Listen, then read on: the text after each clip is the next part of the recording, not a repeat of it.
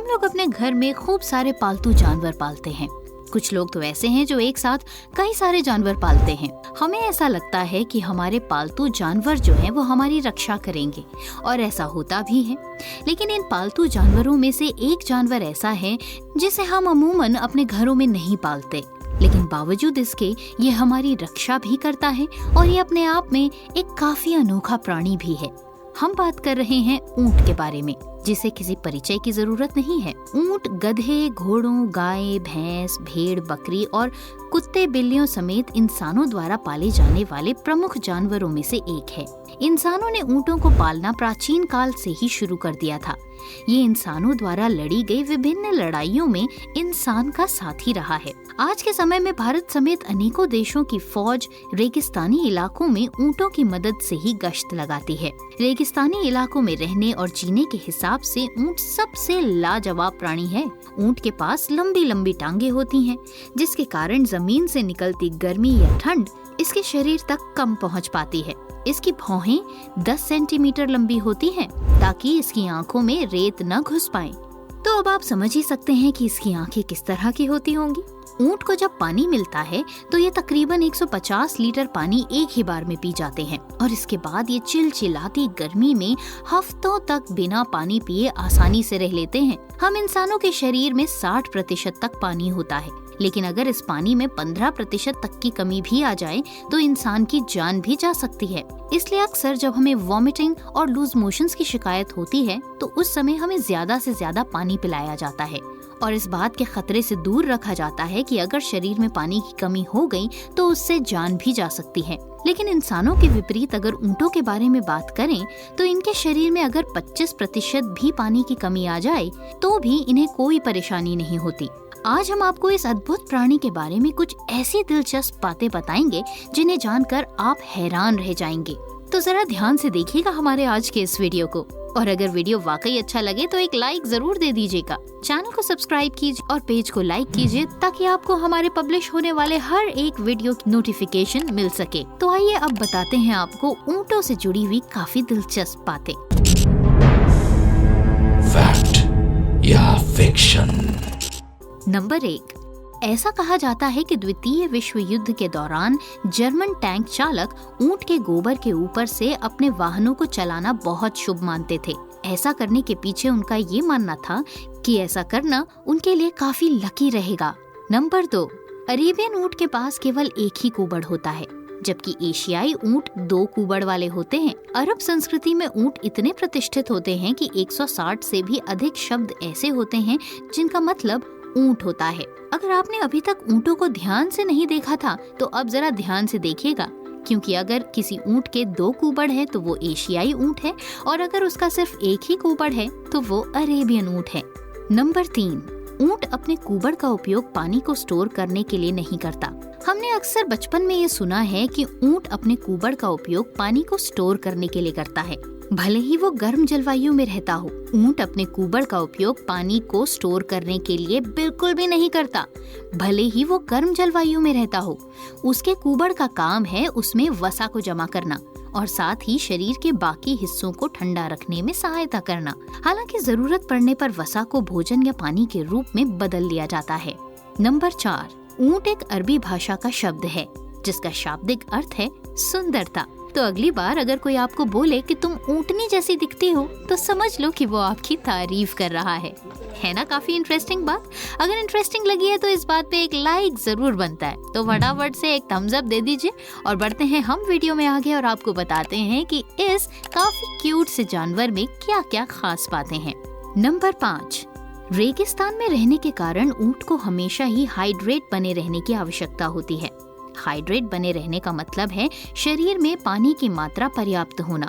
इसलिए इस बात में कोई आश्चर्य नहीं है कि ऊंट एक बार में 40 गैलन पानी पी लेता है। Oh my God. यहाँ इस बात पर ध्यान देना आवश्यक होगा कि ये पानी उसके कुबड़ में संग्रहित नहीं होता, जो कि वाकई में एक आश्चर्यजनक तथ्य है, क्योंकि अब तक तो हम यही समझते थे कि ऊंट के कुबड़ में सिर्फ पानी होता है जिसे वो स्टोर करता है, और जब भी उसे पानी की जरूरत होती है वो उसी कुबड़ में से उस पानी का इस्तेमाल करता है। तो आज इस वीडियो को देखकर आपके कुछ मिथ्स तो जरूर टूटे होंगे। अगर वाकई टूटे हैं तो फिर एक थम्स अप जरूर दे दीजिए। नंबर 6, कुछ सर्कस आज भी ऊंट को अपने शो के हिस्से के रूप में अपने साथ रखते हैं। हालांकि पशुओं से जुड़े एक एनजीओ ने इसे रोकने के लिए वर्षों से लड़ाई लड़ी। लोगों के प्रति उसको देखने की उत्सुकता और उसके साथ फोटो खींचने की आतुरता के लिए इसका उपयोग किया जाता है। लेकिन हम सब ये जानते हैं कि इस तरह से हम जानवरों को परेशान करते हैं। तो अगली बार से अगर आप ऊंट की सवारी का शौक लिए बैठे हैं तो अपने बच्चों को किसी भी अम्यूजमेंट पार्क में ले जाकर ऊंट की सवारी मत करवाइएगा, वरना इसका मतलब ये होगा कि आपको इस बात से कोई फर्क नहीं पड़ता कि जानवर परेशान हो रहा है। नंबर 7, ऊंट एक बहुत ही सामाजिक पशु होता है। वो बेहद शांतचित्त और धीमी गति से चलने वाला प्राणी है। जंगल में भी सामान्यतया भोजन की तलाश के लिए ये लगभग 30 अन्य ऊंटों के समूह में ही यात्रा करते हुए नजर आता है। नंबर 8, कांटेदार टहनियाँ और दूसरी वस्तुएं जो दूसरे जानवरों को चोट पहुंचा सकती हैं, ऊंट उन्हें बड़ी आसानी से खा लेता है और उसके मुंह को भी इससे कोई नुकसान नहीं होता। नंबर 9, दुनिया में 14 मिलियन यानी लगभग 1.5 करोड़ से भी ज्यादा ऊंट पाए जाते हैं, जिनमें से ज्यादातर ऊंट मध्य पूर्व एशिया और ऑस्ट्रेलिया में मिलते हैं। नंबर 10, तुर्की में हर जनवरी ऊंटों की कुश्ती नाम की एक प्रतियोगिता आयोजित की जाती है। हालांकि ये ऊंटों की कुश्ती प्राचीन काल से चली आ रही है। यही कारण है कि पशु अधिकार के लिए लड़ने वाले समूह इस प्रतियोगिता से काफी नाखुश होने के बावजूद भी इसे रोकने में असफल रहे हैं और आने वाले भविष्य में भी इसके रुकने के कोई संकेत नहीं मिलते हैं। नंबर 11, क्या आपको ये सोचकर कभी हैरानी हुई है कि ऊंट का मुंह 2 भागों में क्यों विभाजित होता है? या फिर आपने कभी ये नोटिस ही नहीं किया? और जिन्होंने नोटिस किया उन्होंने सोचा कि इसके बारे में नोटिस करने से क्या फायदा। असल में ये विभाजन ऊंट को उसके भोजन को और अधिक प्रभावी ढंग से चरने और खाने में मदद करता है। इसलिए तो कहते हैं कि भगवान ने हर इंसान को उसकी जरूरतों के हिसाब से बनाया है। तो अगली बार अगर आपको लगे कि मेरे शरीर में ये वो कुछ और कमियां हैं, तो कभी भी इस बारे में मत सोचिए, क्योंकि भगवान ने आपको इसीलिए ऐसा बनाया है क्योंकि आपको ऐसे ही बने रहने की जरूरत है। नंबर 12, मनुष्य सहित अधिकांश स्तनधारी केवल 15% पानी खोकर डिहाइड्रेट हो जाते हैं, यानी कि शरीर में पानी की कमी हो जाती है। ऊंट के शरीर में हम एक मोटा फर आसानी से देख सकते हैं। ये गर्म रेगिस्तान में ऊंट को वातावरण के अनुकूल शरीर का तापमान बनाए रखने में मदद करता है और ऊंट को बहुत गर्म नहीं होने देता। नंबर 13, यूएई में अल ढफरा ऊंट महोत्सव हर साल बहुत ही उत्साह से मनाया जाता है। ये वहाँ का सबसे पॉपुलर महोत्सव होता है, जिसमें एक सौंदर्य प्रतियोगिता आयोजित की जाती है। इस प्रतियोगिता में खिताब को जीतने के लिए हजारों संख्या में ऊंट एक दूसरे से प्रतिस्पर्धा करते दिखाई देते हैं। यानी ये होता है ऊंटों का फैशन शो। कभी सुना है इसके बारे में? अगर आज सुन लिया है तो अगली बार यूएई में जब जाएं तो इस बारे में जरूर जांच पर रखिएगा, और तब आप पाएंगे कि हमारी इन्फॉर्मेशन कितनी सटीक होती है और कितनी इनोवेटिव भी। अगर आपको लगा ऐसा तो जरूर एक थम्स अप दे दीजिए ना, ताकि हमें भी एहसास हो जाए कि आप वाकई हमारे वीडियोस को पसंद करते हैं।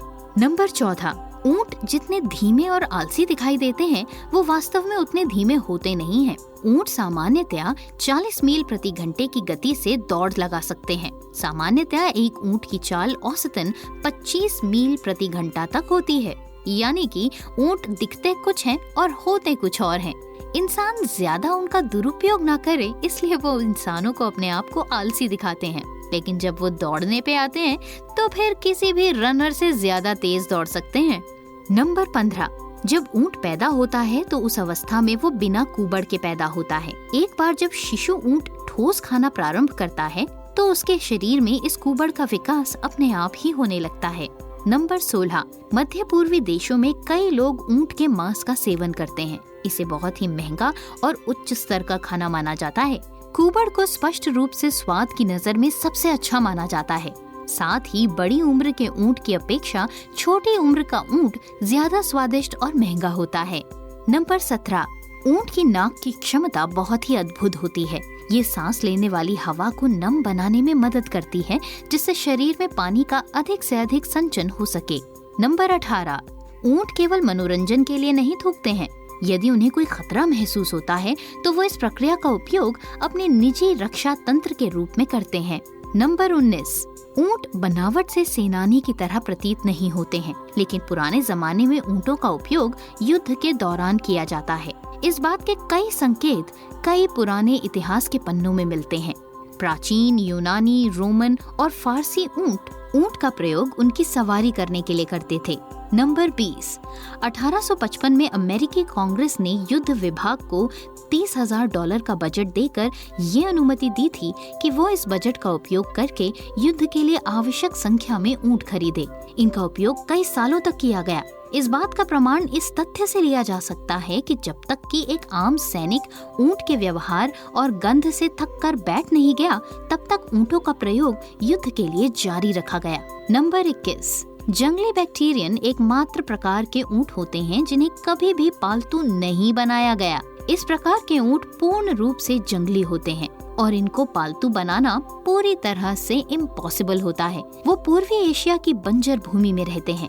ये इलाका अविश्वसनीय रूप से जीवन व्यतीत करने के लिए कठिन है।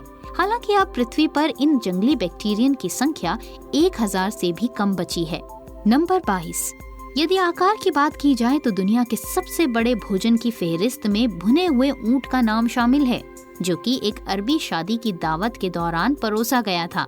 नंबर 23, यदि आप कभी अबू धाबी की यात्रा करें तो वहाँ आपको मिलेगा ऊंट के दूध का बना हुआ मिल्क शेक।